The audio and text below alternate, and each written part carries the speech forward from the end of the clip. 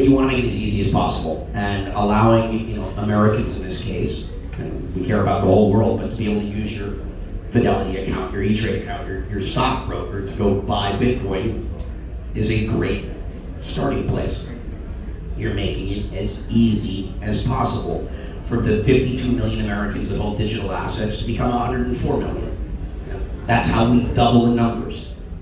And yes, you're going to start by owning it through like an ETF, and then you'll probably go get a centralized exchange account, probably a mobile exchange account, because you're going to do this from your phone now that we've got decent mobile wallets. And then eventually you'll learn that, and eventually you'll learn how to do self-custody. But that's not how people start.